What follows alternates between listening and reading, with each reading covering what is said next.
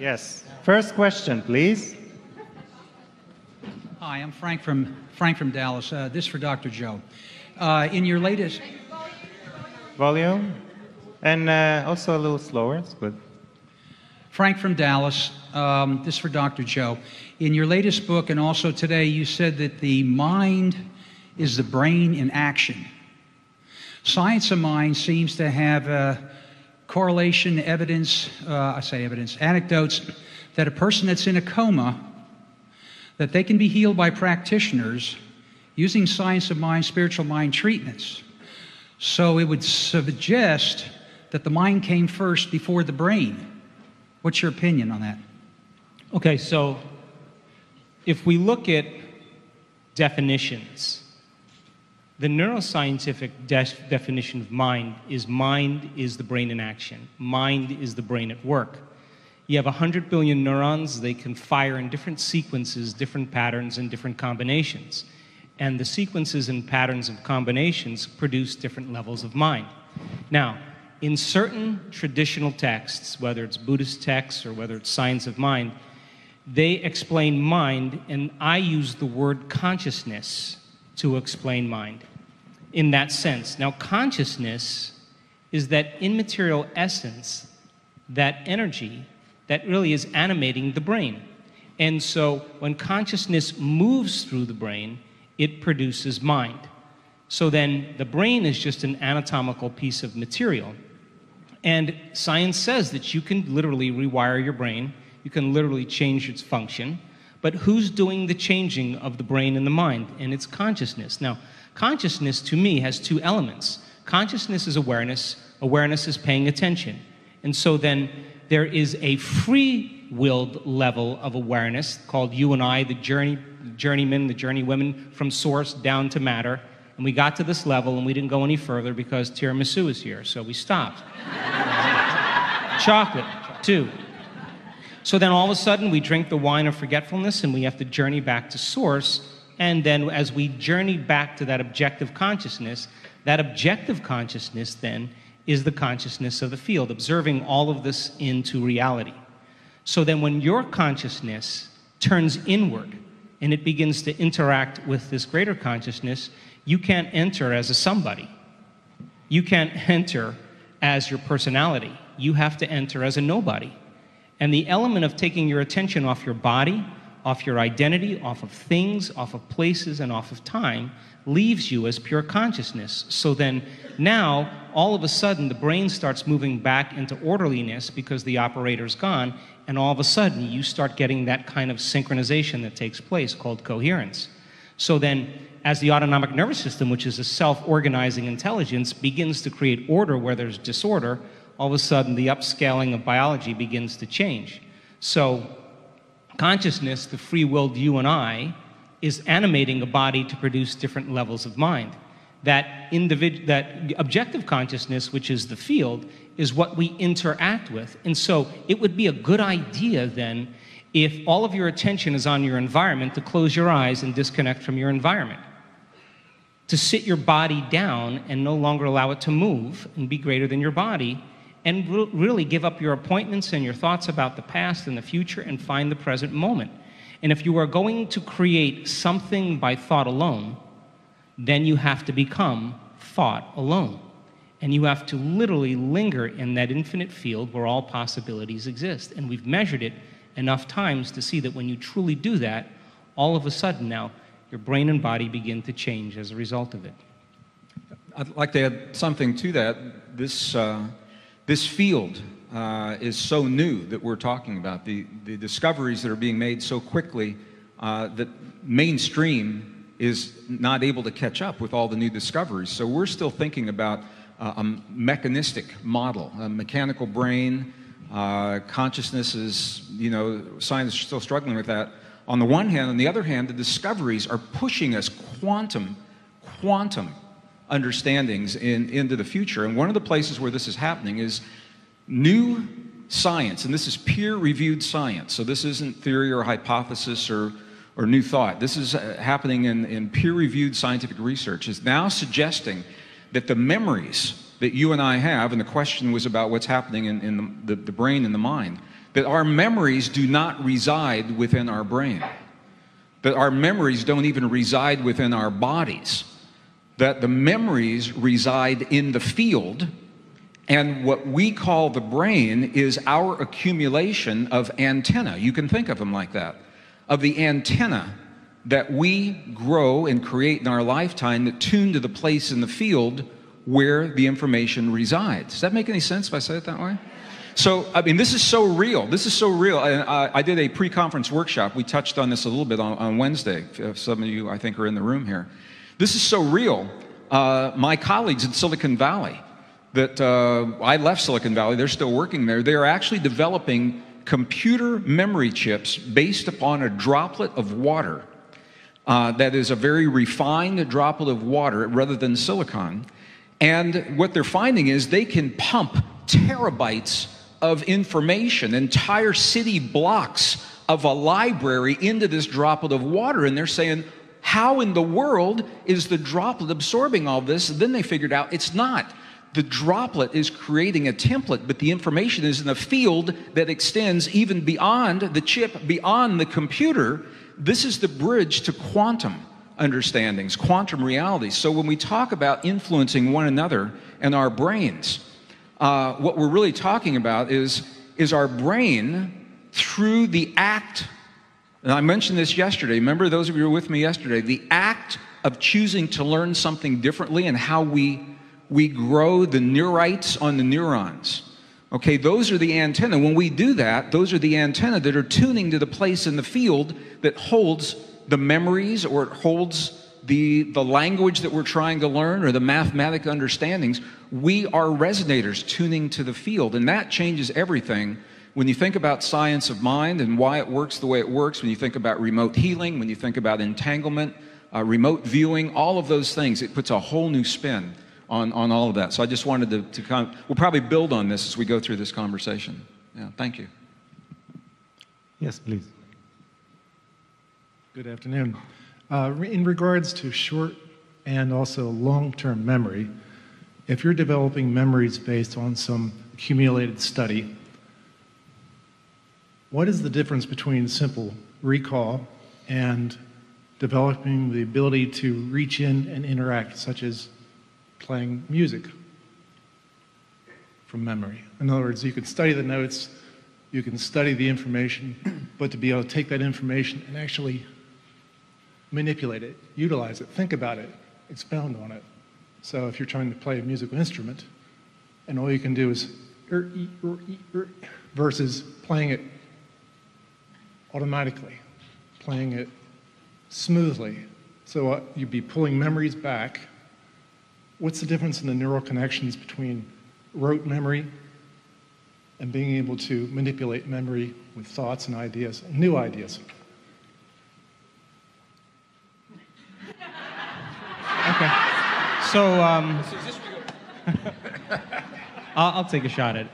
So you have basically two types of memory systems biologically. One is called declarative memories, and the other is called non-declarative memories. And declarative memories are memories that you can declare. And for once, science made it simple. They're also called explicit memories. They're the autobiographical self. And those particular memories come from semantics, things you learn intellectually, like phone numbers and facts. And then what's called episodic memories, things that you learn from experiences in your life.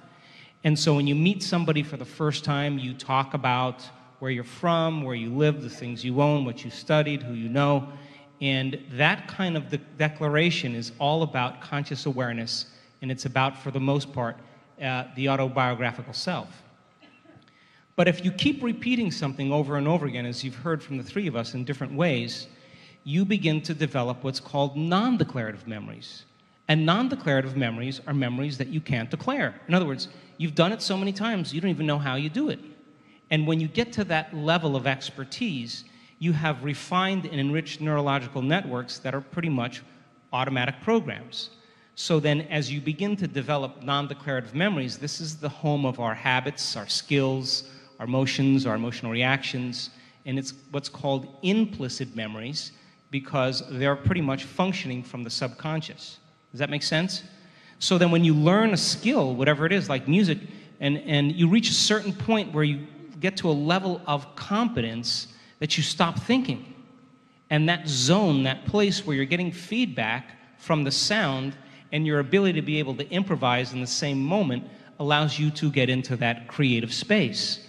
But for the most part, most people have to go through those steps from thinking to doing to being. And it's going from the explicit memory system to the implicit memory system, and that's the non-declarative system, where all of a sudden it becomes automatic. And great athletes, great musicians, great cooks, whatever it is, they've developed it they've done it so many times that all of a sudden it's become subconscious.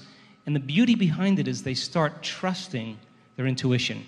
And when they start trusting the feeling and start trusting the intuition, they're able to improvise and they're able to create, and all of a sudden they step outside the boundaries of the known into that unknown place. And if you do something for 20 or 30 years, you know, and you know that you know.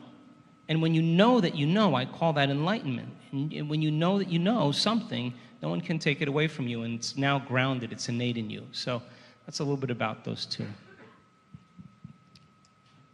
Yes, please. So my question is about the coherence. You're talking about the coherence in the brain, and a lot of us work with the heart math folks that look at coherence of the heart. So my question is, how are those related? Are they connected? Is it a cause and effect, or? When you're talking about the heart and the brain, you're actually talking about coherence between the heart and the brain. Coherence, by definition, implies a relationship between two things. And heart math is talking about heart-brain coherence. That's exactly what they're doing. So we always have some level of coherence between the heart and the brain. And what heart math has done is developed refined techniques that help us to optimize that coherence, to raise that level of coherence. But it's every moment of every day, there's a conversation between your heart and your brain. It's happening right now. To the greater extent, your heart is speaking to your brain. To a lesser extent, your brain is communicating back to your heart through the vagus and the spinal cord, the nervous systems. And it's the quality of that conversation that determines the coherence that you're talking about between the heart and the brain. So when we are placing our emotion, or our focus, our awareness in our heart, okay, and then you begin, one of the techniques is to have a feeling of care, gratitude, compassion, appreciation. Those are the four under laboratory conditions that work really well. That's the key. When you begin to have the feeling, that's engaging your heart and your brain together, because often you're recalling an experience or a memory of compassion or appreciation or something, your children, your spiritual mentor, your cat, your dog. So you are using the heart and the brain, and it's all about this relationship, the coherence between the heart and the brain. So that's a long answer to a short question. The short answer is yes, they are related. So heart rate variability is a measurement of this. No, HRV, heart rate variability, is beat to beat. Right. When we first come into this world as young people, we have a tremendous heart rate variability. That means that the time between one beat and the next varies with every heartbeat, and it gives us that variance. That's called heart rate variability. That gives us the ability to respond quickly to the new world that we've just come into, to know if the stovetop is a hot burner or if that's a friendly dog or not. And as we age, not for people in this room probably, but typically what they say is we become set in our ways, is the term. And being set in our ways is reflected in the heart rate variability. It becomes more regular. We lose heart rate variability, so change becomes hard. And by initiating this conversation and optimizing that conversation, you rebuild your heart rate variability like you were when you were a kid again. You can do it in a heartbeat, just like that. So, long answer, short question. Yeah. Does that help? Does that make sense? Yes, thank you. Okay. I'd like to offer another, an addition to what we just talked about, and that is, remember we talked about the brain having electrical activity. It's like a tuning fork. And what's interesting about it is that the amplitude, the power of that is not that great. Brain amplitude is relatively small compared to the power generated by the heart. What's the significance to me is for example, is that when you don't have them in coherence, your thoughts are going to be broadcast, but they're not going to go very far. But when you bring your heart and your mind together, the heart is a carrier wave. It is much more powerful and therefore carries the signal from your brain out into the world and has much more impact than if you just keep it in your head and then try to broadcast with your head alone. So when you bring the two together in harmony, you're really influencing a greater field around you with your intentions. Yeah, we've seen this in our research in studying people doing this, because we see that you can't have brain coherence without heart coherence. In a sense, you can't have heart coherence without brain coherence. And it's almost like consciousness is sitting in the autonomic nervous system. So the key of doing all of this is to be able to sustain a specific state. So if most of your daily life is reacting to people and things and places, then most of your energy is going to vacate this center, and you are going to return back to very predictable ways. So we want it to become a skill for people so they can say, oh my gosh, I'm a little bit fearful now, I'm a little bit frustrated. Let me take a moment and see if I can regulate and change my internal state. They have to find the present moment to do that. They have to break the stress response. They have to change their breathing. Brain waves slow down. Consciousness is falling in the limbic brain. At the same time, the heart is moving back into coherence. And now they're broadcasting a very significant coherent field. That kind of orderliness can be turned into a skill. And so then eyes open, eyes closed. It's just a function of your ability to regulate internal states. Yes, please. Hi, I'm Kat from Hawaii. So it's kind of a three-part question. Obviously, PTSD is in a very incoherent state, right? And then on the other wave, and you didn't really talk about the gamma waves, but that's been found with people who've meditated for a very long time. So part of my question is, the people that were up there that were going through transformation, was that gamma state, that all the wild swings? And then if PTSD, and I'm just now figuring out it's not within the body, and there is that incoherence, where is the field of that energy, that very wild, scattered energy, where's the how? We probably haven't figured out the how, but the how? Is that what you the said? how does it get there? I mean, it's like you go through an experience, and for the longest time, and I'm a psychologist, so the longest time I didn't believe in PTSD until I went through an earthquake. And for no reason, out of nowhere, for many years later, an experience would come up, or I'd have body work done, and it would come out. So I've thought it's within the body. So I'm very, very intrigued about this field and how to work within the field. Obviously, I meditate a lot as well, and we've talked a little bit. So I've got a complex question that's kind of bigger than I started out with. Thank you. Yes. Okay, let's see if we could break it down. So when people experience significant trauma or shock, what happens is the experience captures all of the brain's attention. There's a change in your internal state, it's horrifying, and you put all of your attention on that experience in your outer world. And it's that particular association that starts the process. Now, from a survival standpoint, you could have 10 things that happen really good to you in one day, and one bad thing that happens to you, and you will focus on that one bad thing. How many people know that? And the reason being is because the survival gene says, get ready in case it happens again. So we tend to try to anticipate the future based on our experiences in the past. And we, out of the infinite potentials that exist in the quantum field, we'll select the worst case scenario. And we'll prepare ourselves for that event, because if the worst thing happens, we have better chances of survival if anything less occurs. Does that make sense? So that what people then do then is they have a traumatic event and they replay the event over and over again in their brain. And as they keep recalling the event and they keep reviewing it, they're producing the same chemistry in their brain and body as if the event was occurring. And the body is the unconscious mind. It doesn't know the difference between the actual experience in their life that creates the emotion and the emotion that they're fabricating by thought alone. To the body, it's exactly the same. So the body is re-experiencing the event over and over again, and it's the redundancy of that cycle that begins to condition the body as well as the brain to live in the past, because now the trauma is existing in that implicit memory system that we just talked about. And all the talk therapy, all the counseling, all of that stuff is not going to change it, because it's using just the declarative memories. So we've seen a lot of vets in our work heal themselves from post-traumatic stress disorder, and a lot of energy psychology and EFT and EMDR, the energy psychology techniques, are addressing that implicit memory system in the body as well as the brain.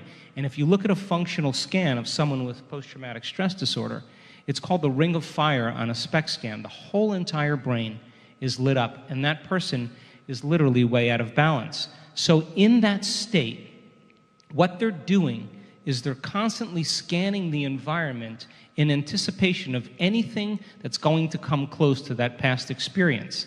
Now, when you get it right, you say, you know, you guys need to hang out with me because I'm so smart. But what happens when it doesn't happen?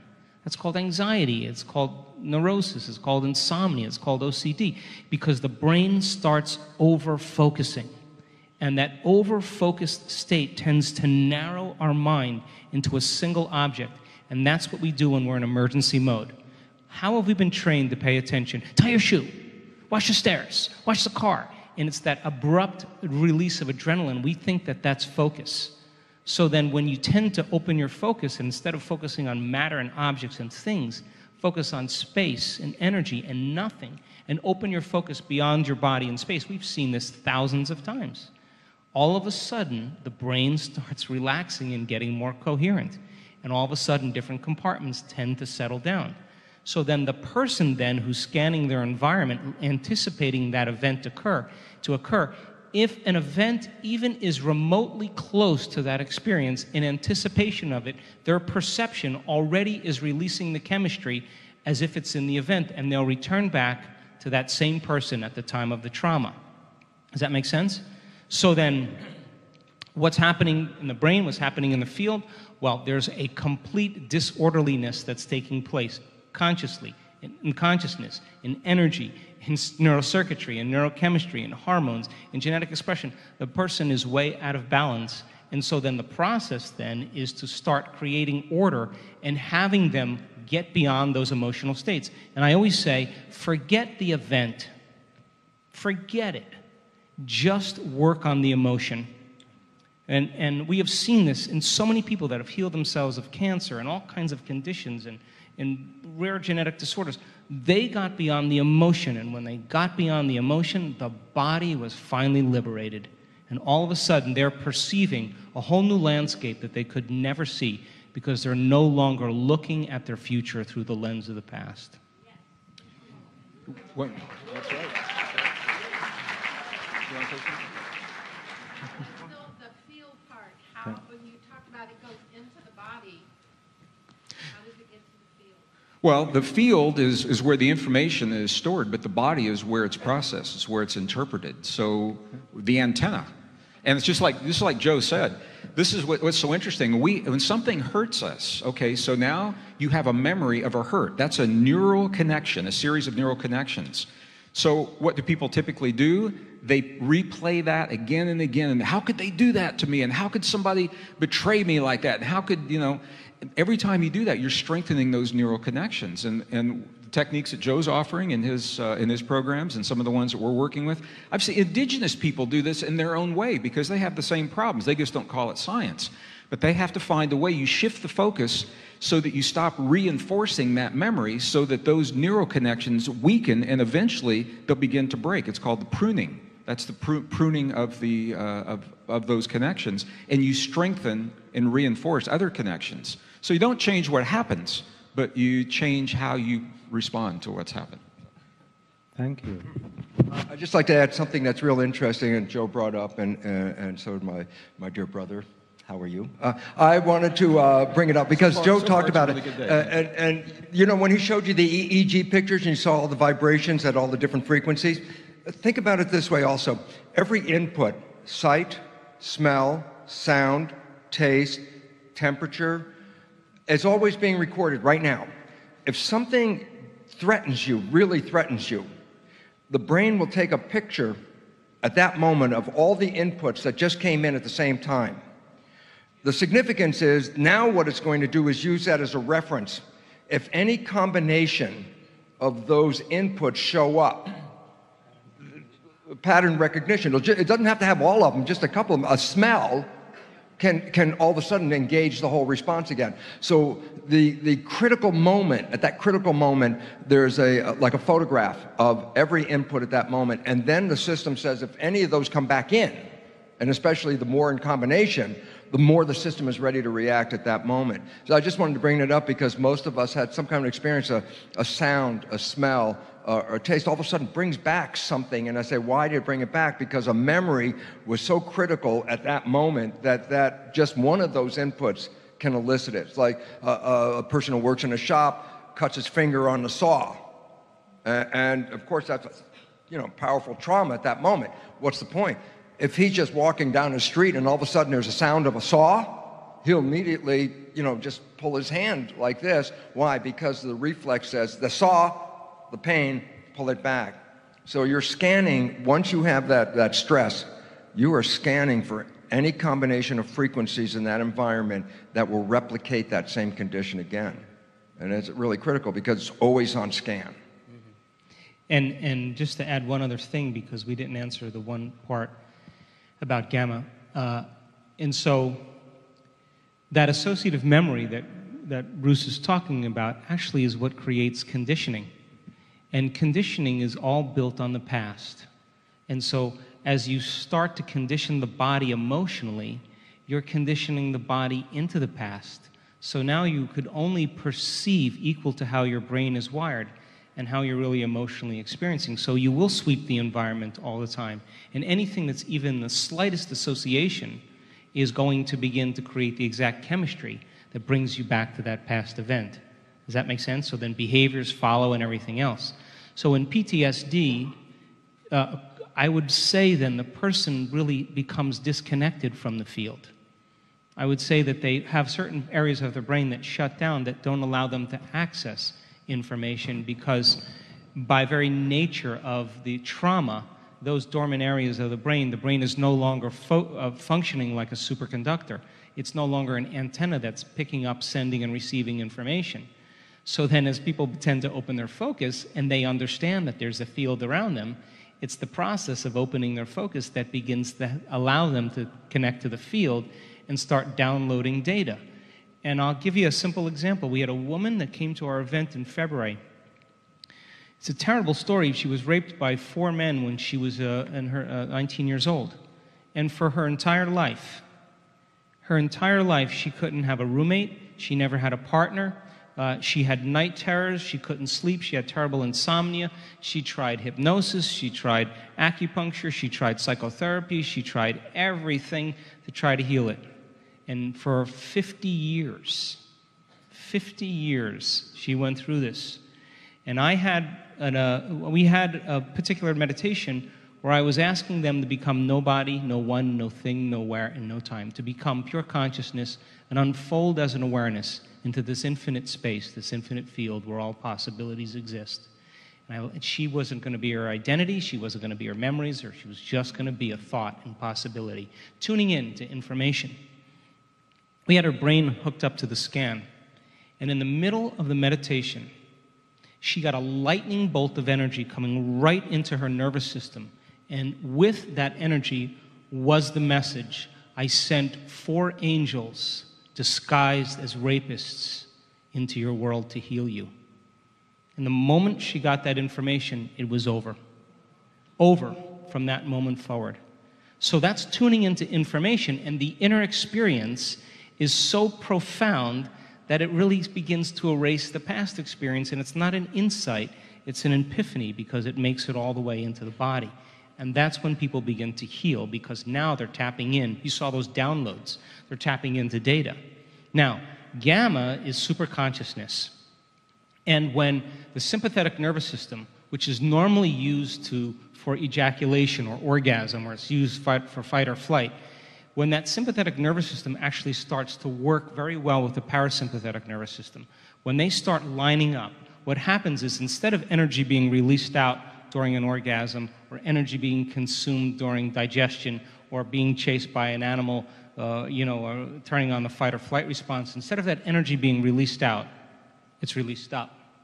And when it's released up, the energy is ejaculated up into the brain. And when that occurs, there's a gate at the brainstem called the thalamic gate. And that gate basically opens up. And once that gate opens up, all of a sudden that energy moves right up through that thalamic gate, right through that reticular activating system and activates the higher centers, and the brain goes into gamma state. In gamma, what typically happens is a person has an experience that they won't forget, that it's so profound, the brain is so ignited with energy that they can't forget that moment. And I showed one slide of the Kundalini. That brain was in gamma at that time because that energy was being released. And if that emotion is stored in the body, then the body literally is in the past. And once that emotion starts unraveling into pure energy, all of a sudden now, that pure energy is going back from whence it came as a thought. And all of a sudden, the brain, there's an orgasm that takes place in the brain. There's no other way that I can describe it. And that release of energy into the brain is energy making it back. And all of a sudden, the brain goes into gamma states. Just an interesting aspect about the gamma. A friend of mine in England is working with EEG and some belief change modalities that I work with. And what was really interesting, there's a posture called Cook's hookup. And that's where you cross your legs and you cross your hands or arms like this. And you sit there for a few minutes, and all of a sudden you'll start feeling very calm. And on the EEG, you can see once they get into that, then it takes about a minute or two, and all of the energy starts to slow down and become more quiet. But the interesting part was this. He would then, after they were into this state, he would say to the person, now come from your heart in love. Just bring love and come from your heart in love. 70 seconds, it turns out almost exactly every time, 70 seconds after their directive to start to come from their heart, gamma appears out of nowhere and shoots up way above all the other energies at that point. And it's a real exciting moment because it said, once you're coming from that love in that moment of relax where everything was calm, gamma shoots right out of your head like that. So, and that's the important energy that Joe was talking about. And it's just like, I don't know, this is a mature audience, it's just like making love. You got to get in the mood first. And you got to calm down, you got to get, we're a mature audience, you got to relax. And then you get excited, and that's exactly how it works. And so when you open the heart, that energy is moving right up towards the brain because the efferent fibers are going to open up those centers. Do you need a break or?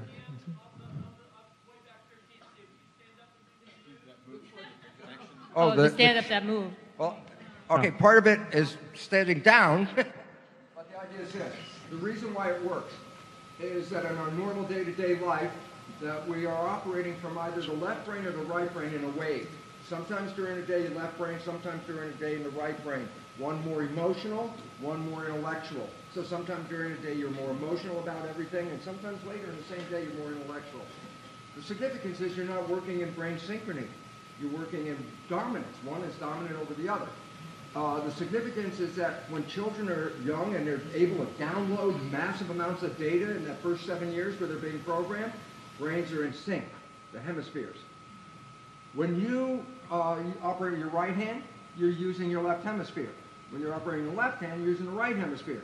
Except if my left hand crosses the midline, now it was being controlled by the right, but once the moment it crosses the left, the midline, it gets picked up by the left. So if you take both your arms and cross them, and both your legs and cross them, you could just, to make it easy, just go like this, like that. And you sit there for about 2 minutes. If you are in a stress situation, if you're in an anxiety situation, an exam situation in a classroom, all you need to do is do this for about 2 minutes. And on the EEG that you could see, all the calming starts to come right down at that point. And that's because you're integrating synchrony between the two hemispheres. And when you're in that synchronous state and come from your heart, gamma pops right out of all the energy in the brain at that moment. The gamma technique. Children do that a lot. Children do that with their hands like this, too. Hi, Diane from New York, and it's an honor to be here. My question. My question is, what role do telomeres play in the body, and can we heal them? Did you hear that? So what role do telomeres Yeah, play in the telomeres. body? And number one, number two, can you heal them? Can we heal them? Oh, he likes that question. Can I be It's a cell biology question. I get an opportunity. I'll just explain what telomeres are. When you're copying the DNA double helix unfolds and a protein will march down the DNA. And in the trail of the protein, a new copy of the DNA is being made. So think of a railroad tracks, think of a locomotive on the track. And as the locomotive is moving down the track, behind it, it is duplicating the DNA, okay? The problem is this: when the train gets to the end of the track, the locomotive is still sitting on the track. It cannot copy the piece that it's sitting on. It can copy where it went over. So that means I copy all the way up till near the end, and all of a sudden, the locomotive, it can't go any farther. It's stopped on the end of the track. Guess what? It cannot copy this. So what's the result? The copy is shorter than the original one. The next time I copy it, it's going to be shorter than the previous one. Every time you copy the DNA, you lose a piece. So nature extends not a gene, but DNA, which is the telomere, as the extra track, so that every time you divide, you shorten the telomere. What's the point? Aging. Because if you reproduce it too many times, you're going to run out of telomere, and the next time you copy it, you're going to cut off part of the gene.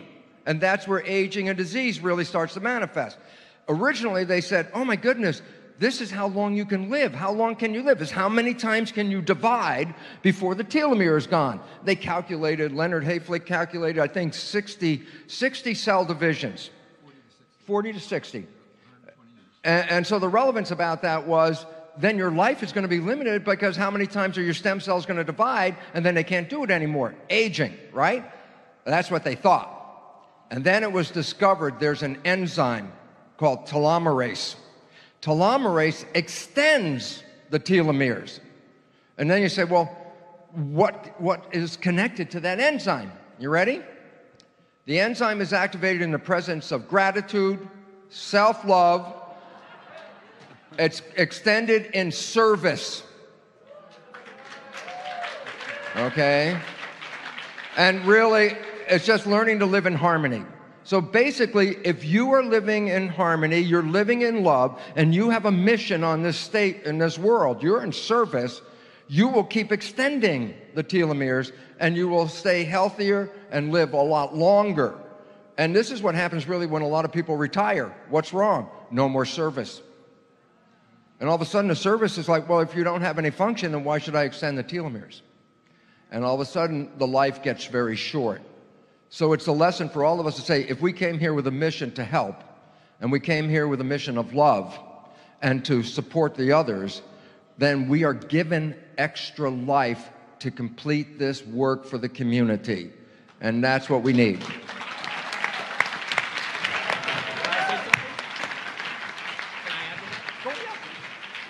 So this is one of those places, all three of our work touches upon this, and we do multi-day programs individually, and so today we get to, all three of us together, to chime in on these things.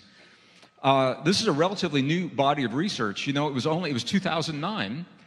Stanford University researcher Elizabeth Blackburn received the Nobel Prize. She found the enzyme telomerase, we hear it both ways, to heal the telomeres. But here's the thing, and I want to be really clear about this. It's so hot. You know, when something new is discovered, everybody jumps on it commercially, and they try to do all kinds of things with it. And you're being bombarded. If you're on the internet, you're being bombarded with ads for health supplements and things like that claim, and what they say is they will heal your telomeres. Well, maybe they do, but here's the deal. I'm just going to back up a little bit. the way, and I'm going to describe this just a little bit differently. If any of you, nobody wears tie shoes anymore, but if you have shoes with tie lace, not Thailand, but if you've got shoes, if you have shoes with tie shoelaces, so you know the little plastic caps on the end of the shoelace that keeps them from fraying, you all know?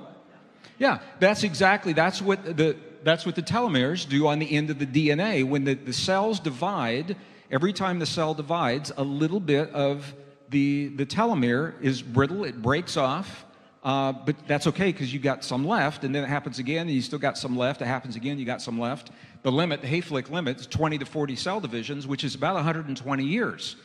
And so the idea is, now scientists are saying, well, if we can just activate that telomerase to heal the telomeres, people can live forever. Well, here's the problem with that.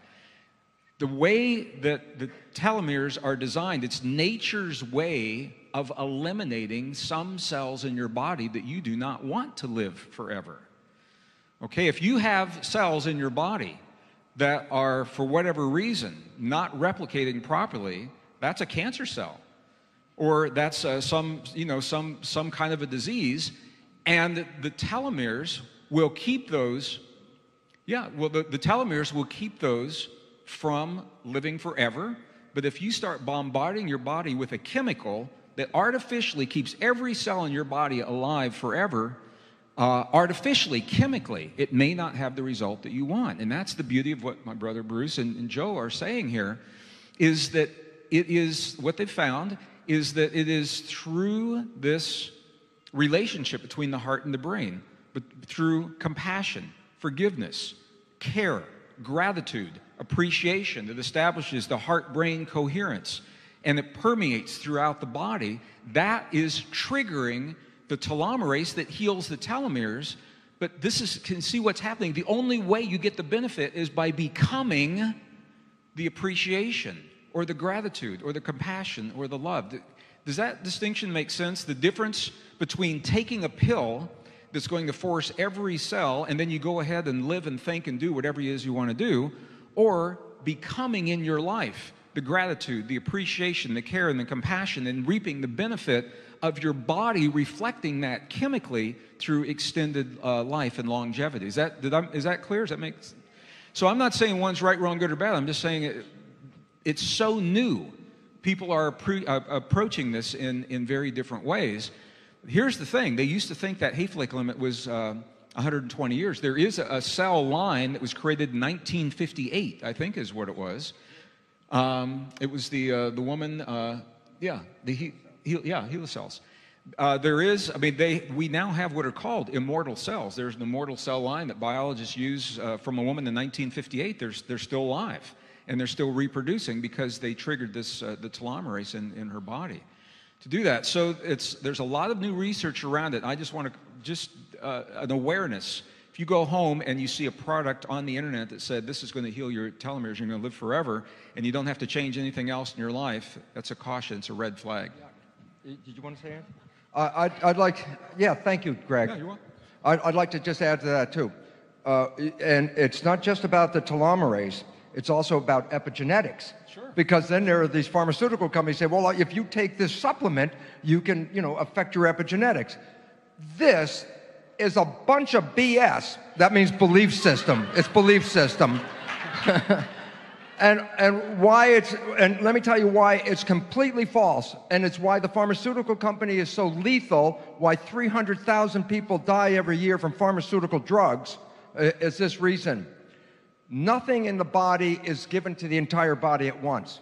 The body gives information and significant whatever nutrients or hormones or whatever it is that you want to control. It directs it directly to the cells that are needed and does not put it systemically into the body. Nothing is systemic in this regard. So, for example, why did estrogen replacement therapy get stopped? And the answer is because the whole idea is, well, if I put this estrogen supplement in your system, it's going to affect your reproductive system and your moods and all that. It's going to be great. And the fact is this. The estrogen receptors are used in many different ways besides the reproductive system. It's used in the vascular system of the heart, and also in regulating blood flow in the brain. It has nothing to do with the reproductive system at all. It's just another use for estrogen in another local place. The relevance is if you put systemic estrogen in and you say, I want it to affect the reproductive system, the fact is, yeah, but it's also going to the heart, and it's also going to the brain, where estrogen has a completely different function. That's why men have estrogen as well. It's not just the reproductive system. So the pharmaceutical company always irritates me with the idea if you find something new like epigenetics or new telomerase, immediately says, oh, we'll find a chemical and put it in there. I said, well, what happened when you put the estrogen in? Well, the intention was to go to the reproductive tract and help through menopause. And I go, yeah, but what else happened? Well, it went to the heart and it went to the brain. It affected the blood vessels, and guess what? It causes stroke and heart attacks. And that's why they stopped the hormone replacement therapy. But the message is this: there is nothing that you put into the body and it's universally distributed as the body does not distribute universally. It is very precise and very specific. So there's no general, I just take a chemical and all of a sudden I'm better. That's actually where I use the term loosely, side effects. They call them side effects. I want to give you a very simple truth. It is not side effects. Those are direct effects. There are no side effects. So last thing is, if you're interested in some of the studies, check out Dean Ornish's work, where he took a group of men with a prostatic propensity and taught them how to emote, taught them how to move their bodies differently, how to make different choices, how to find the present moment. And in a very short amount of time, not only did they upregulate genes for health and downregulate the genes for prostatic cancer, but in addition, he noticed that the telomeres actually lengthened in the cells by about 10%. That means they got 10% of their life back. And one guy was up to 25%, which means now he got a little bit more of a sentence, a longer life. And Greg and I have talked about this, and I think Bruce and I talked about it once too this last year. We want to measure telomeres in our workshops. So I want to measure them because I want to see if people can actually change their lifespan. I want to see if they can actually change it by doing exactly what we're doing. And if we can, it's like the 4-minute mile. It will just become the present belief.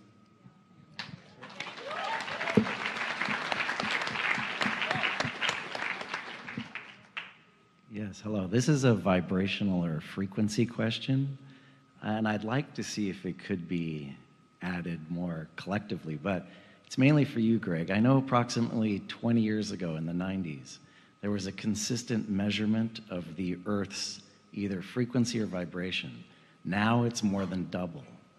I'm curious if they looked at how there may be a pattern in the changing of the Earth's vibration with discoveries of internet, or even again, as if the Earth is moving into a alpha, Earth is moving towards gamma.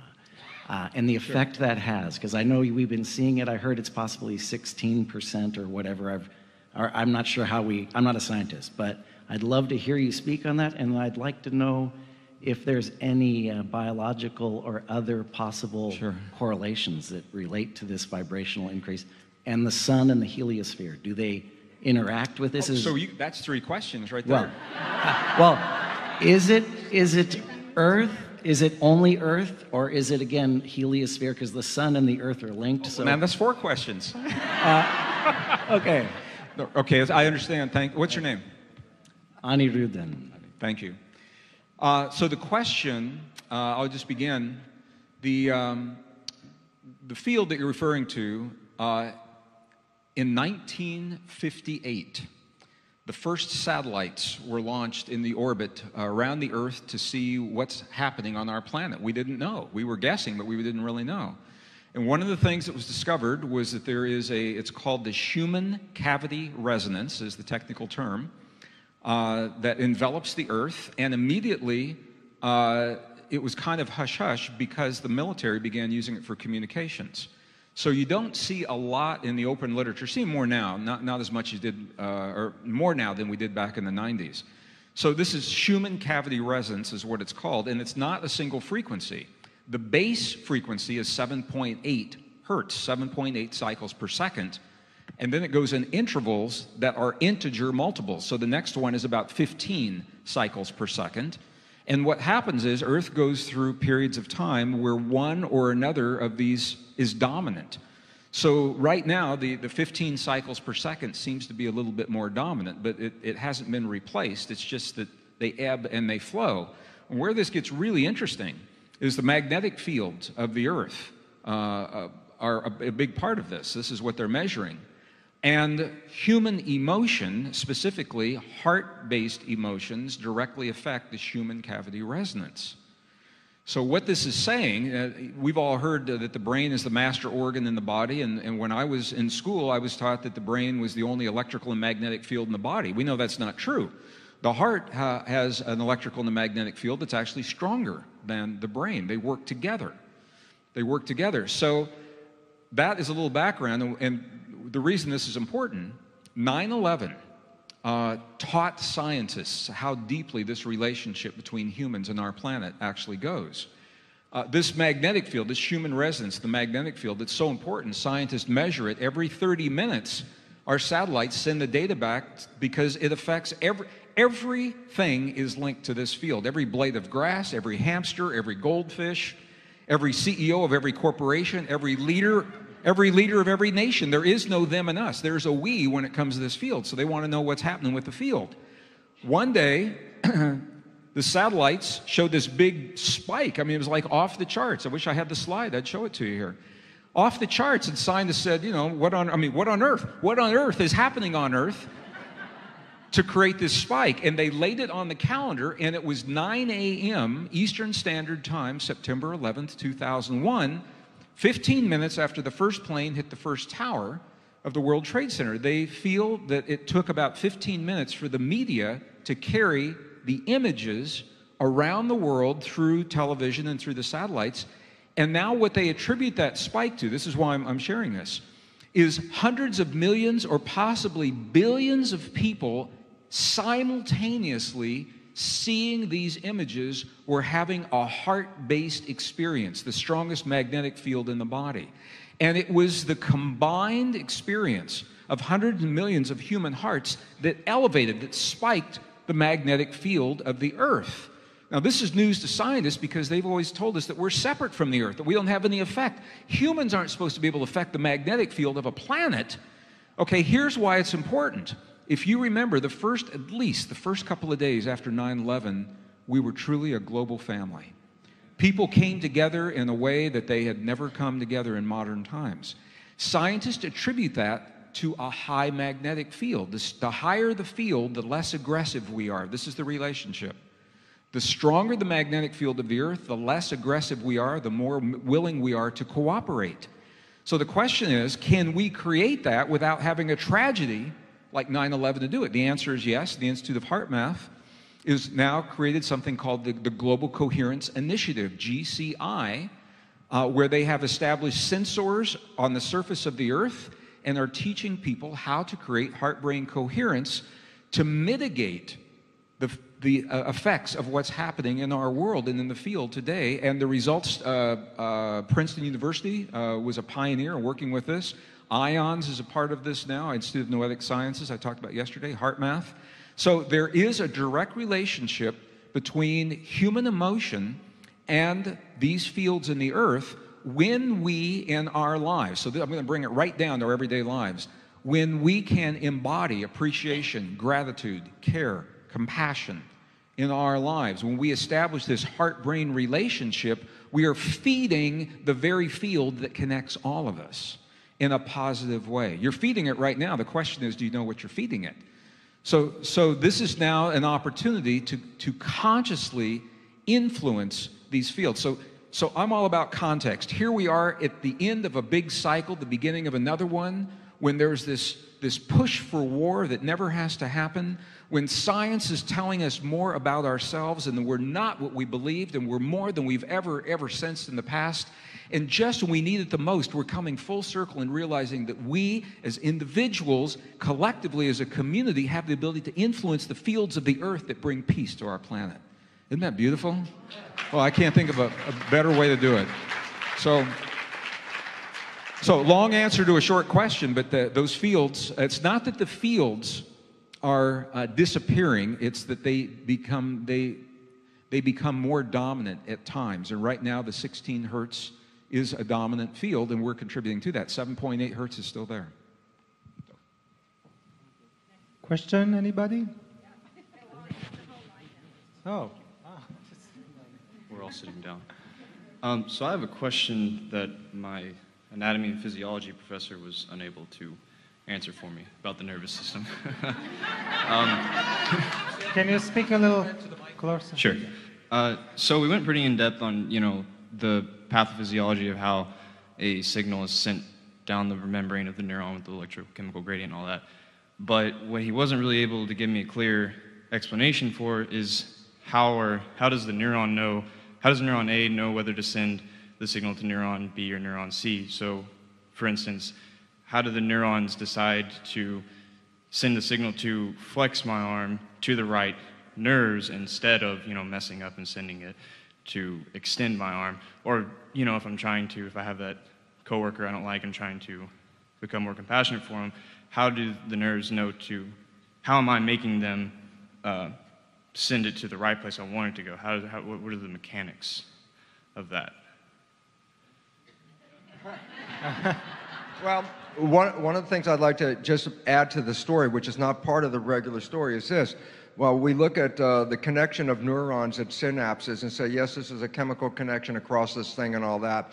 What they're totally ignoring is the fact that all neurons are also vibrating at frequencies that are also going out in the field. So there's like a generator of vibrational frequency, and this is the most important part of neuroscience that they don't get yet, and that is this. Cells respond to vibrational frequencies.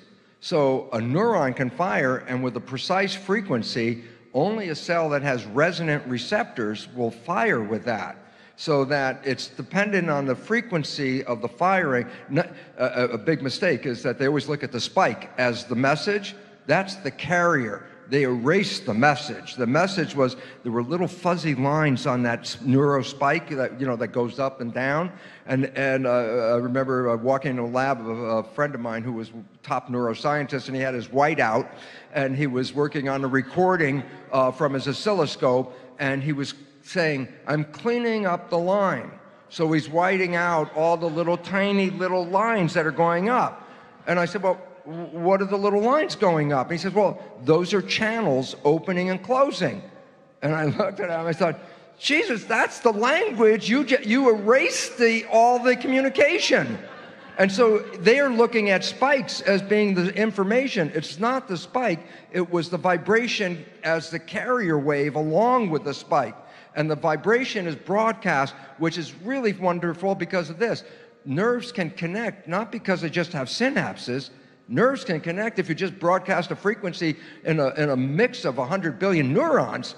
Only those that respond in harmonic resonance will respond. So this is why when some action happens, there's brain synchrony. All of a sudden you see the brain is firing. It's like, yeah, what's it doing? It's sending a field through 100 billion neurons to see which neurons in that field are in harmony with that.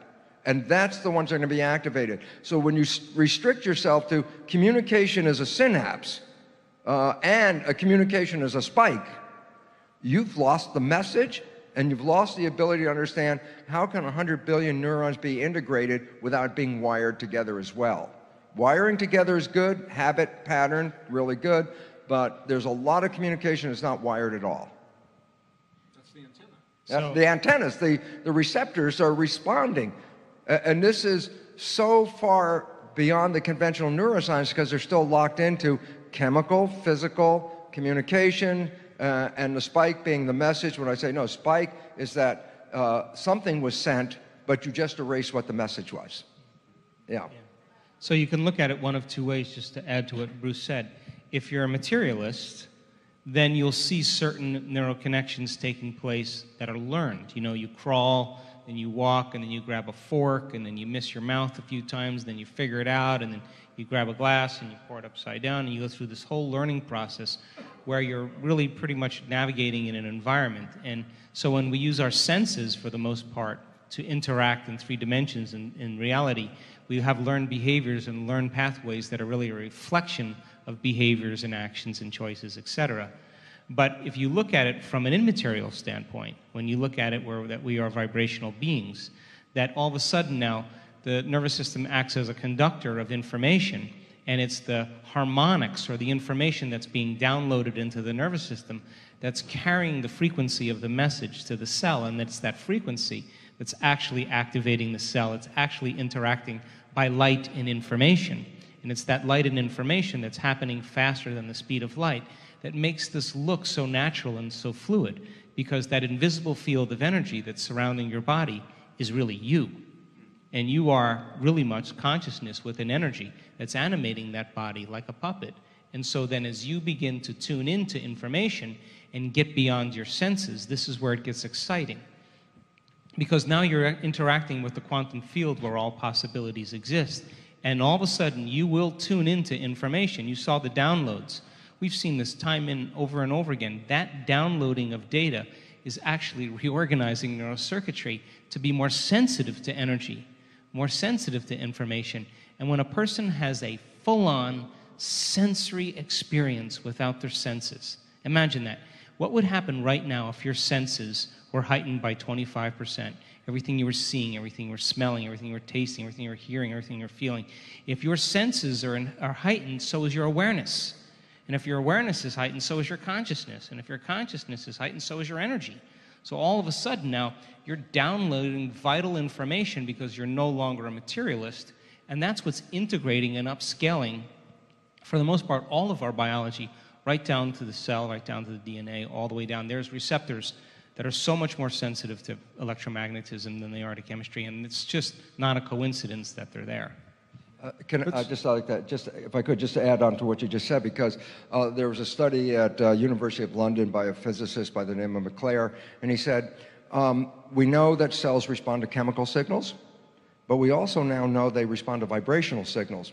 And when he did the physics of, well, which is a better form of signaling in regard to the receptivity of the cell, it turns out a vibrational signature is 100 times more efficient in communicating information than is a chemical signature. And secondly, as you just said, Joe, the speed of that connection of electrical signal versus a chemical signal, the electrical signal is infinitely fast compared to the movement of a chemical in space. And he came to the conclusion, he said, when you understand the comparison of two signaling methods, they're not even related in the sense that the energetic communication would be highly selected above the chemical communication. But the chemical communication is the interest of the pharmaceutical industry, and they have repressed the information about energy in the field because you cannot sell it in a tablet or a capsule, and they have no use for it. This is one of the reasons I love coming to these conferences, because the questions you all are asking can only be answered by acknowledging that we're more than we've been led to believe in the past. So, yeah, so were you with me yesterday when I did my program in here? Were you in this room? Yeah, I saw you a few years ago in Dallas as well, so it was, okay, that was a treat. well, thank you for that. And so the reason, and when I started our Q&A the way I did, talking about that the memory is not in our body, it's not in our brains, it's in the field. Did you see the slide or the little quick time movie that I did of the neuron growing the neurites very, very quickly? This is going to answer another question that came up a little earlier here in this Q&A session about the difference between mechanically doing something and doing it with feeling and emotion. I'm a guitar player, and so I relate to this as a guitar player. But you can relate it in any way. It is, and I'm going to say this again, it is the act of us, our desire, the emotional desire of choosing to become more, to expand who we are more than we were, 5 seconds ago. That is the biological imperative. That's the trigger that your body must now do what it needs to do to make that happen. And one of the places that happens is when we are developing the antenna, growing the cells. Once those networks, once those neurons have responded to us in those 72 hours, and some people do it even faster, then we are now tapped into the place in the field where it makes sense. You're playing the guitar like all those who have come before, who have tapped into that same place, or you're solving mathematic problems, or you're painting like Michelangelo, because now you are tapped into that field. but it's the emotion. This is the difference between learning mechanically. You could sit down and just learn mechanically to go through. My father and I took guitar lessons when I was 6 years old. We took classical guitar, and I didn't like it because it was so rigid, regimented. It was all about form, and my father never moved beyond that. And so when I watched him have his experience as a guitarist, it wasn't satisfying for him. It was all about sitting perfectly, never allowing this hand to touch the, and everything, and then he'd put the guitar down and walk away. And when I began doing this, and I allowed myself to go a little bit further, once I could feel the emotion of tapping into that, that's where the difference is, I think, between the mechanical, rote reproduction of something and when we begin to improvise and step outside of the box.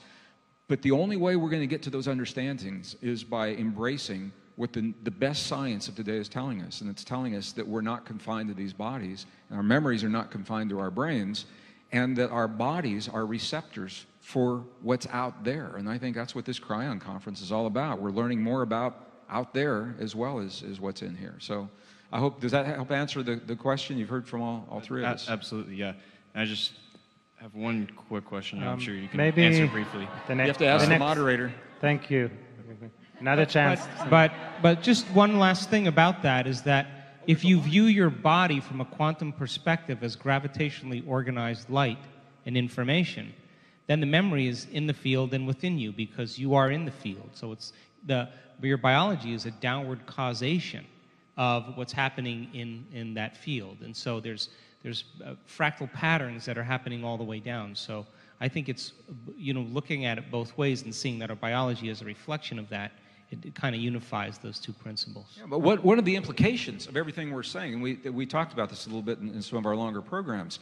It means that when the universe taps you on the shoulder with a creative impulse, whatever that is, to create a new piece of music, to start a new development program, teach young people in a different way, a new diet, art, music, new innovations of nutrition, whatever it is, you're given a gift in that moment. And if you don't choose to embrace that gift and act upon it, if you say, okay, I'm busy now, maybe I'll do it in a year. If you don't do it, somebody else is going to do it because it's in the field and other people are reaching out there. They're saying the same thing. They're saying, what can I write? How can I contribute? What is it I can share in this world right now?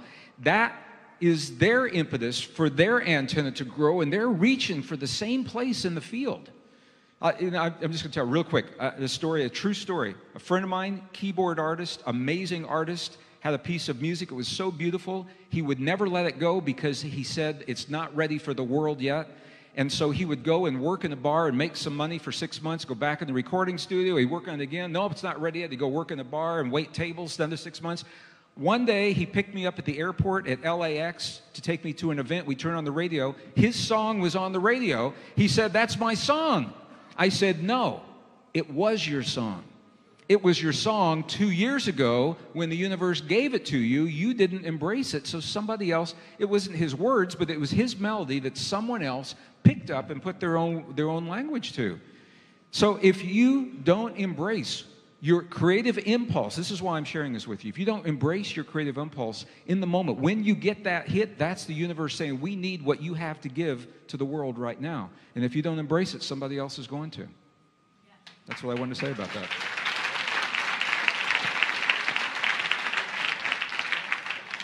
Hi, this is for Joe, a short question. Have you considered measuring brain waves when Dr. Todd does his work? His stem cell work. Listen, my theory is I only go where I'm invited.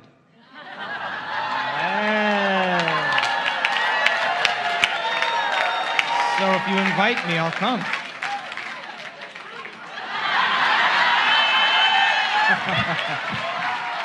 Joe, you are formally invited.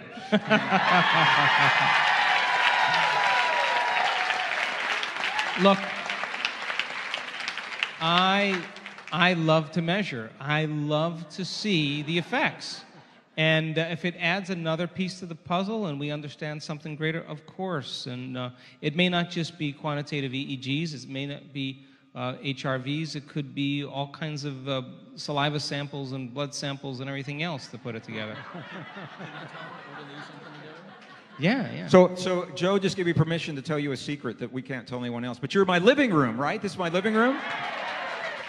So I've been working with the telomeres perspective for a few years now, but it's been difficult because they've always been blood-based samples. And I'm working with a really bright, young biologist who is now has a startup company in North Carolina who has developed a saliva-based telomere sampling system, and Joe and I are hooking up to be able to use the telomere measuring in conjunction with all the things that Joe's doing in his programs, and we'll pilot those in one of our programs coming up, so watch the websites. So we'll now be able to correlate all of these things, the biology that Bruce is talking about, the epigenetic factors, the meditation, the heart-brain coherence from HeartMath, and its effect on the telomeres. And to the best of my knowledge, this has never been done before. So that's why we're excited about doing all this together.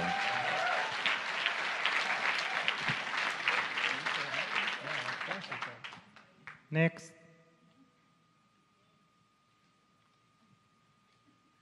Buongiorno. Bonjour. I'm here representing the children. I drove across 5 states and traveled many light years to be here with you today, to breathe your air. And I am certain I am not speaking for myself to say that you 3 and Kryon represent the new Fab 4 for our generation. You're bigger than the Beatles. What words, succinct and essential, do you have to offer to us to take back to the millions of children that we serve of this new earth? Brief, to the point, what can we take away to deliver to accelerate the evolution in these times? Can I start? No? Okay. I think it's one of the most critical places to change the planet is to start with these kids. And the significance about that is that we talk about the fact that the first 7 years is a programmable period. The significance then goes on to say that 95% of the kid's life is coming from the program. And when teachers are trying to teach, they don't recognize that when you're teaching, you're touching conscious brain, but you're not really hitting the subconscious. And so they have so much difficulty because they're trying to relay all this conscious information, yet the kid came from a program that, and most of it is very negative programming, limiting, disempowering, self-sabotaging, and we have to start dealing with that and not try to keep adjusting the conscious mind, but to allow a better program for them to live by. Because if they keep going back into that subconscious and you start playing 95% of the time these negative programs and they don't see it, as I talked about in my lecture, then we have a disconnect. They don't understand. I mean, they don't want to be a negative child. They don't want to have a problem in their life. But the fact is, it's not coming from their conscious mind. It's coming from these programs. So the first thing is to recognize, you want to help the children, we have to get them off the ground with much better programs. And recognizing now that up to 70% or more of the programs are disempowering and limiting that they're getting. And therefore, it's invisible, and that's the hardest part between a teacher and why they have so much difficulty reaching the student, because they can reach their conscious mind in the classroom, but they're not really touching subconscious program. So what would you say to him? What would I would say, start listening to what's coming out of this community and start to recognize you want to deal with the issue, then stop playing at the top level and let's get deeper into this thing right now and own this reality of the subconscious and start to recognize that's where we need to work. And you can change the subconscious, and therefore we have the opportunity to recreate the civilization we have by reprogramming from the bottom up. And this is the way out of the situation we find ourselves in now. So the most common question that our community has sent to our website is, what are you going to do for children? It's the most common question we've gotten in the last 4 years. So we've done a teen workshop last year that was super successful. And we have these 10 laws that I call of quantum stewardship or quantum parenting. And it's based on some of the principles that all three of us teach in different ways and in different modalities. But I do believe that children get this way faster than we do. And understanding development and understanding timing and understanding their biology, you can intervene at certain very critical points to begin to make significant changes. As an example, we have neurons called mirror neurons, and mirror neurons are empathy neurons. And when you feed your kid when they're little, you go like this. And you do that because you're opening your mouth and sticking your tongue out because you want them to model your behavior. You're not conscious that you're doing that, but they pay attention to your actions, and as they begin to observe, they begin to select and instruct the very neurological networks to prime the brain to mimic that behavior. So you can't say to a kid, don't be such an emotional basket case, you know, because they're watching what you're doing more than what you're saying, right? You look at the terrible twos, right? You know, you're in love with your kid. He's 6 months, or she's 6 months, or 8 months, or 9 months old, and all of a sudden they're standing up, and then all of a sudden at a year they got wheels, and they're just walking around, picking up, saying, I have a neuroplastic brain. I wonder how the flowers stay in this vase. Well, that's how they stay in the vase. Oh, let's see. There's Comet underneath the sink. Let's taste it and see what it's all about. And so they're interacting in the environment, and what does the parent do for a whole year? They say, no, no, no. And then they turn 2 years old, and you say, put your shoes on. No! Well, where did they get that from? So, but it's not an end, because we spend the rest of our lives to enter the kingdom of heaven. We must be like a child. So we actually have to be able to slow our brainwaves down and get into that operating system, or at least know how to enter that operating system in one pathway or another. So we have these 10 laws that we teach kids, and by the way, it helps parents too, because they understand that some of the things that they're passing on behaviorally is something that they have to change. And I always say the fastest path to enlightenment is parenthood, because you have to be the example of everything you want your children to be. So we have these 10 laws, and we're going to be doing more and more workshops to answer your question. Yeah, this is a perfect segue. We didn't, obviously this isn't orchestrated consciously, but this is a perfect segue to do these questions. So I'm hearing two questions here. The original question was what we say to the children. And what I'm hearing are all really good things to say to the people educating the children and the caregivers, and I'm on board with that. And I spoke with you yesterday. If the Templeton grant money comes through, we're going to go much faster, but we're developing these programs now to share with young people in public schools at a very early age the new discoveries that show them that they are connected to their bodies, not separate. They're connected to the earth, not separate, that we live in a world of cooperation, not a world of conflict. And they'll begin applying that.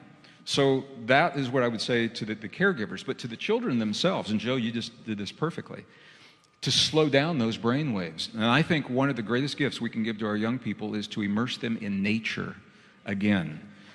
Because we have created an environment, and whether it's in cities or a lot of it is digital, with all of the digital equipment and cell phones and texting, which can all be tremendous gifts. I think we have to regulate those in our young people's lives. And the amount of time that they spend with that, we need to give them at least that amount of time in nature where they slow their brain waves down, they feel connected. Once again, something happens. And it's hard to put your finger tangibly. I mean, I can explain it as a scientist, but to a young person, it just feels different. And that difference is something that's missing in so many of their lives. And once they get to that, then we don't need to tell them so much what to do, because the world begins to look different. Let me just give you an example. I have a good friend of mine was teaching meditation in Colorado Springs, Colorado, which also happens to be the home of the Air Force Training Academy. And it was right after 9/11, and the Air Force was developing a new special ops division, kind of like the Navy SEALs, but it was for the Air Force. And they wanted to teach the Air Force cadets how to spend long periods of time alone in isolation, without human contact, without going crazy. So they asked my friend, a woman that I knew, to come in and teach the cadets meditation. Well, it was so successful that once these cadets began to learn meditation, they could spend a lot of time by themselves, but all of a sudden their role in the military didn't make any sense to them any longer. Because The reason is because once they were in this space, they slowed down their brain waves. They're out in the field, in a foxhole or wherever they are. They're in nature. They go into meditation. They say, my God, there's something else out there. There's a whole world out here that for many of them became more real than what it was they were training for. So needless to say, the Air Force terminated the contract that my friend had of teaching meditation, at least that form of meditation.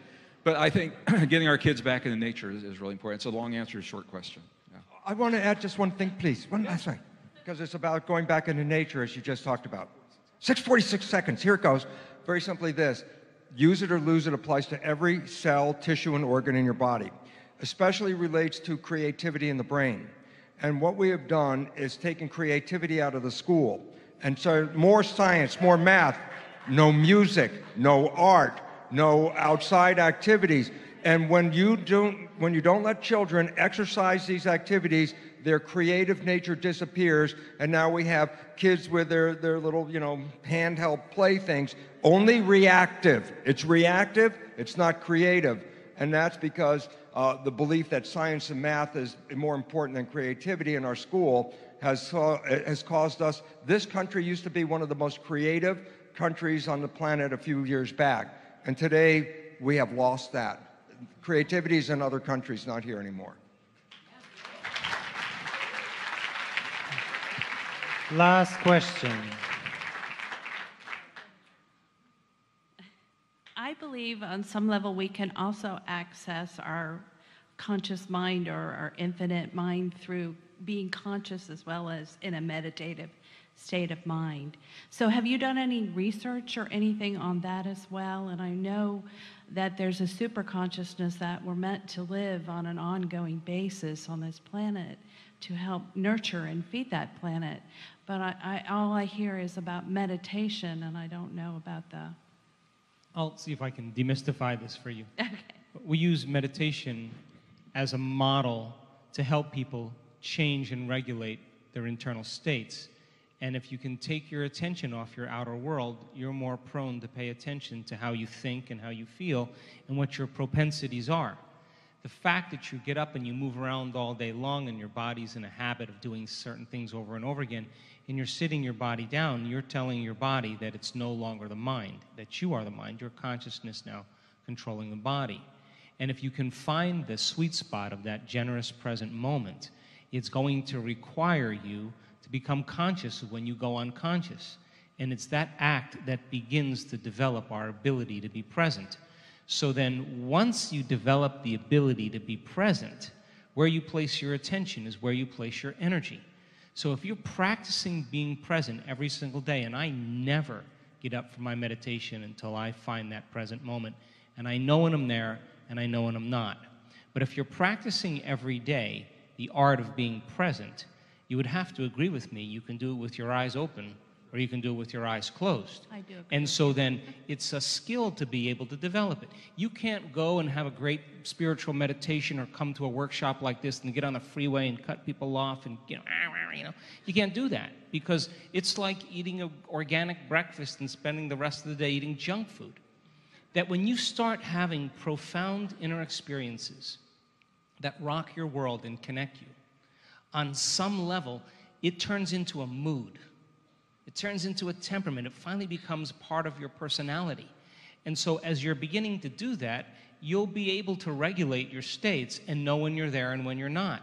So then the idea is to prime the brain and body into a new state of being, and then be able to maintain that modified state of mind and body your entire day, independent of the conditions in your environment, independent of the emotional addictions or habits in the body, and transcendent of time. And if you can, get ready, because something unusual is going to happen in your world. It's the law.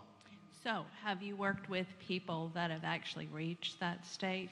Yeah, we use, it's kind of interesting because when you saw Greg's little thing with the somatics on the little drop of water, well, we use a kaleidoscope.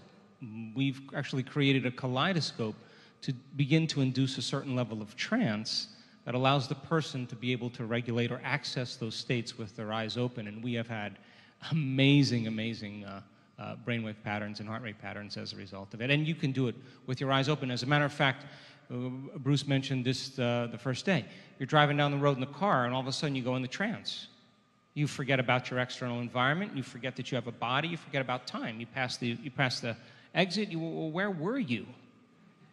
Because you are connected to something, and your brain is in trance. Now, sooner or later, if something moves out of balance, or all of a sudden you get a thump in the engine or something, you come back to awareness because it's breaking that state of continuity. So we do it all the time. Every single person in this room has done something great in their life. And when they did something great, they had a vision. That vision inspired them emotionally.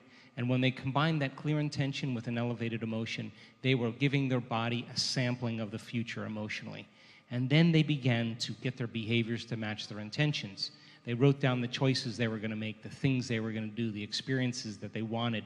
And they became aware of the choices they weren't going to make, the thoughts they weren't going to have, the behaviors they were going to stay away from, the experiences that brought them to a lower denominator, and the emotions that may have brought them back to the past. And it was that process. Every single day, they were going into a meditative state because they were stopping for a moment and becoming conscious in the present moment. And they reach a point all of a sudden where you know it's going to happen. And when you know it's going to happen, you relax. So when you go into that state on an ongoing... Thank you. Okay, Thank you. sorry. So I just want to add something to that. You know, we're using these words to define different states of being because it's convenient for us. But to our body doesn't know necessarily where one state ends, another state begins, right? And or one brain state ends, or you know when we're in what degree of awareness. Our body doesn't necessarily know that. I've spent a lot of time in Tibet over the last 15 years. I was taking people into Tibet, and I was with people who had learned in a different way. The monks and the nuns and the abbots. They were educated differently as young people to be aware of their environment and to have awakened senses. And they have these extraordinary abilities, extraordinary to the Western world, but ordinary to them. And I think what they demonstrate is what is available to everyone. And what the studies showed, when the scientists take these people into the labs, what they find is they are awake on every brain state. They're not only in alpha or delta or theta or gamma, they're awake in all of them simultaneously. And the scientists said, you can't do that. You can't be that way. Well, they are, but if you were to talk to them like this, you wouldn't know it. They are in such a heightened state of awareness on multiple levels. And the other place, Lee, I hope you're listening to this, the other place where they have found this is in channels. They found that when people are doing really good channeling and they are wired up to the brain monitors, what they find is they are active in multiple simultaneous brain states where typically in our everyday waking state we're not. So I think it's about a way of being. We're learning about a way of being, and we're coming at it from a society where we have been taught to focus in a certain way on the outer world. So the meditation is a path to help us to become aware that something else is there, but ultimately it's about something that we be, a way of being, rather than something that we do. And I think we're all moving toward that being right now. That's where we're going. I think this entire room, myself included, first of all, I just want to say you all have been such an amazing family to be with this weekend, such a sweet audience, so generous with your hearts and so willing to open to new ideas and allow us to share them with you. And I am deeply, deeply appreciative, and I think I can speak for my colleagues here, but I sense when we go out into the world, and whoever you go home to, and please thank whoever you go home to for sharing you with us for these days. But my sense is you are going to go home in a heightened state of awareness, and people will notice. They might not be able to put their finger on it. They'll say, something's different. You seem like really happy, really vibrant, really awake, really alive. You look younger. Your telomeres are bigger. What did you do? You changed your medication. Yeah. And my sense is when somebody asks, you come home from a conference like this, and people say, so, how was your conference? What'd you do? You know, it's hard to say one thing that you did. But my sense is if you can simply live every day in your lives, whatever this time together has meant to you, then other people get it. And that's how they get it. So thank you all. We love you all. Thank you. Very much. Yeah. Thank you. Okay. I also would just like to close with this. I can't express the joy that I have with mi amigos here. And it's such a unique opportunity, and I really want to thank Lee and Elon. Thank you so much for not just bringing us and allowing us to share our love together, but to bring this audience in. And that makes it all work. So thank you so very much. Thank you.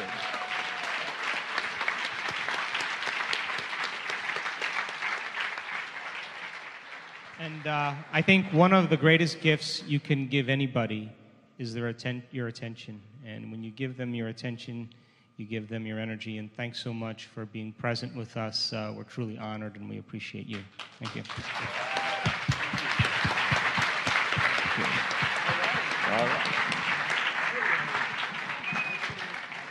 Of course, we're not. Thank you, Dr. Bruce Lipton, Dr. Joe Dispenza, Greg Braden,